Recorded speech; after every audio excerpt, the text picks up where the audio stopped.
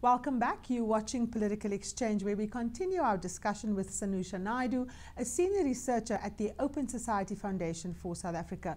Sanusha, just take us through what the brief found on the last time the G20 met in Mexico. What was your, summary of what came out of the Mexico gathering?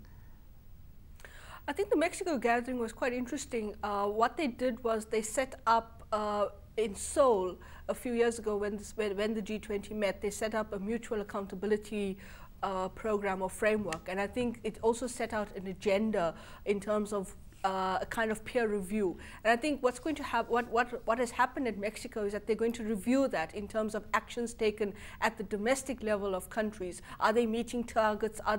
Is there financial security? Looking at various issues around that. So that mutual accountability protocol or framework is going to be quite interesting in terms of assessing a peer review kind of way of what countries are doing to ensure economic security of domestic markets in terms of economic development and so forth. And each country has certain areas that they have to develop certain significant targets around towards movement.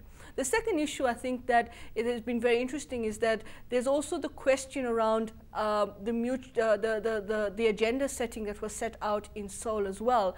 I think there's going to be a review of that in terms of moving forward with regard to what the G20 targets as their areas of intervention.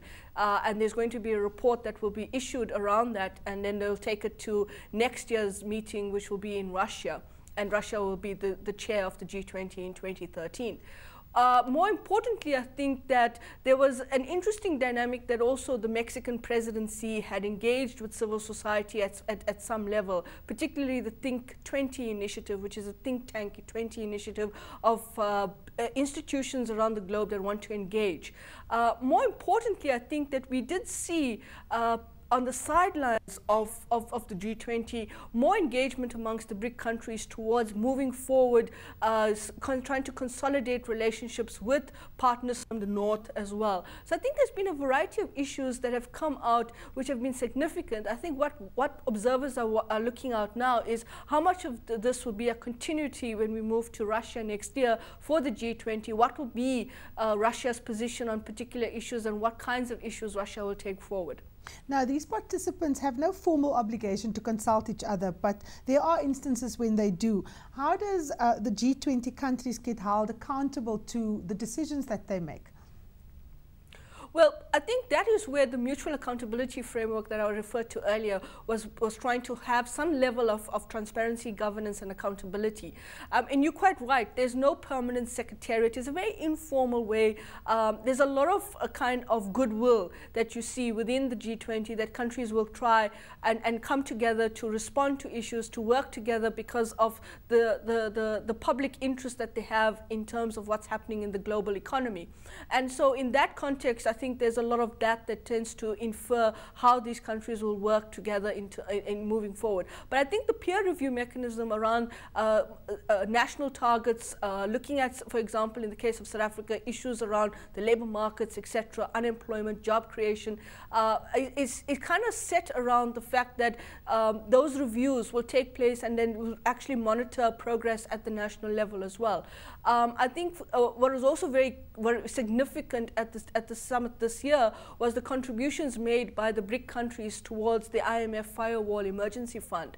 And I think what is interesting to note about that is that whilst South Africa, I think, had given the smallest share of that, made the smallest contribution towards that fund, I think what is important to remember is that there needed to be communication from government about how this fund actually relates to the division of the finance between what is called a foreign reserve and what is domestic reserves. And I think there needed to be that communication around how these countries are also coming together and the contribution that's being made. There was a lot of criticism in the South African media that we shouldn't have given this money to the IMF, this $2 billion reserve that is being placed for the IMF. But I think in terms of the communication, the public relations, diplomacy that needed to be done beforehand, I think that's where the weakness was. And if that was done in a much more emphatic an effective way, we would have been able to understand at a public level why this fund was given. It doesn't really have an impact on what some analysts are saying. It doesn't have an impact on how it may actually affect domestic reserves, but it actually provides South Africa with access to more money. If it's not used, it gets the interest accrues. South Africa at any time can call back that loan from the IMF that is placed in reserve. So I think in many ways we need to actually understand it, and that is why we asked for this brief. We want to actually gain a greater public awareness around the G20 and South Africa. Now, when one talks about resource mobilization, we know that the G20 is not a fundraising body, but it does pay attention to these issues. How does Africa's need to acquire additional resources to finance economic development get addressed, within this broad context? Well, I think what's interesting in the context of resource mobilization is how they're trying to actually deal with certain issues which may have an effect on mobilization of resources and finance mobilization for Africa. For example, one of the areas that has been on the agenda of the G20 has been around the tax havens, and South Africa has been a key driver of trying to push to get access to where money in Africa is actually leaving the continent and where it's actually being invested in tax havens. So they're trying to open up that space as well. There's still a lot of work to go that needs to be done in order to actually get the other countries to commit to some of these frameworks around the capital flight and the tax regimes and the tax havens and so forth. Also, I think there's the question about tax regimes. How do you implement certain of the tax regimes at that level? I think there's also been an interesting space on the sidelines of the G20 where, for example, the NEPAD Secretariat could be talking to other countries around some of the infrastructure investment that could be taking place. I know South Africa has placed that on the agenda as well. So I think in many ways there's about how do you actually bring about congruence, alignment and coherence to some of the areas of significant need for investment in Africa.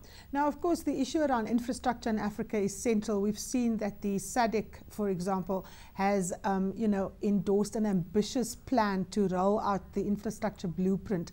But of course, we need to ask the question, where's the money going to come to match the ambition? Does discussions at the G20, put on the agenda these very critical questions if Africa is to, kind of stitch up its way of working and expand and provide the volumes in terms of markets, because infrastructure is really crucial. Does the G20 discussions actually see that as critical, and is South Africa able to push really hard for that to become, an issue of focus? You're quite right, Karima. I think what's important to remember is that infrastructure funding is quite costly. It requires a lot of money, and the question is, where does it come from? I think South Africa is trying to do that, is trying to push it. I think right now the G20 has not necessarily become the actual vehicle, or perhaps it's a little bit premature to assume that the G20 will actually start talking about the infrastructure finance as a possible avenue around where it will actually provide resources for the African continent. I think what is important to remember, or what may be happening at the G20, are indirect talks, informal talks that may be taking place on the sidelines between actors within the G20 with the NEPAD Secretariat and South Africa, on how perhaps they could open up avenues for investment. Interestingly enough, I think what is also very important is that there's a lot of interest perhaps shown by China, Indonesia, the Gulf states, etc., around questions of investing in Africa. The interesting dynamic around it is how do they actually invest and what returns will they get on their investment. So sovereign wealth funds may be interested. So these are areas that perhaps informally, through indirect talks, could be tapped into at the G20 as part of not necessarily the G20 agenda per se, but definitely as ways and means in which Africa's infrastructure needs could be identified in terms of mobilization of resources. At the same time, I think that South Africa would like to perhaps see the infrastructure agenda to be given a little bit more significance than it has been. I know that they've been talking about it, but I'm not sure to what extent it's actually becoming an area of particular interest or relevance to the agenda. I think right now the G20 is very much concerned about the global governance architecture, particularly in the financial sectors of the global economy and in terms of the economic crisis. We've seen that Africa is facing a number of environmental challenges such as water shortages, climate change, etc. How does the G20 address these issues, especially against the backdrop of the decisions taken in Mexico? I think they're trying to ensure that apart from just the finance aspect, they also see the relationship between development and the environment as mutually interdependent. And more importantly, I think what the G20 realizes as well is that they're trying to define what is sustainable development. Now, we've seen that there have been certain weaknesses out of the Rio +20 Sustainable Development Summit. There have been questions about the level, about what kind of sustainable development paradigms or frameworks should be used.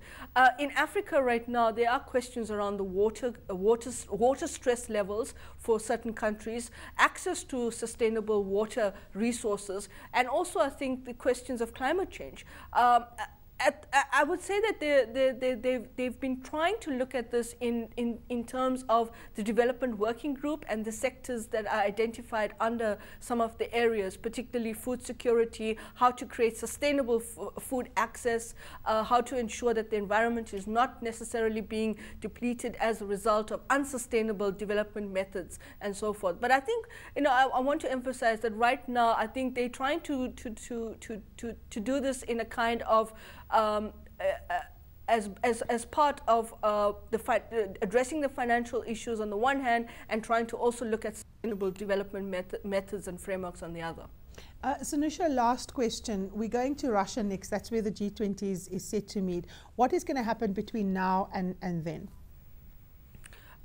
Between now and then, I think we're going to find that there's going to be a series of meetings. I mean, as much as it's about it's a heads of state summit, and of course it happens every year, in between the summits, you find that in the intervening period between the summits, there's a lot of meetings that take place between the finance ministers, between the Sherpa heads, the SUA Sherpas.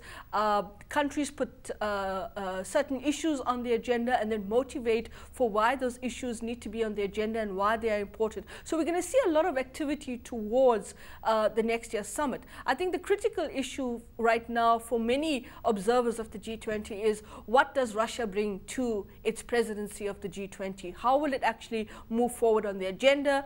And particularly in terms of what's happening internally in Russia, there's a little bit of uncertainty about the presidency of Russia as the head of the G20.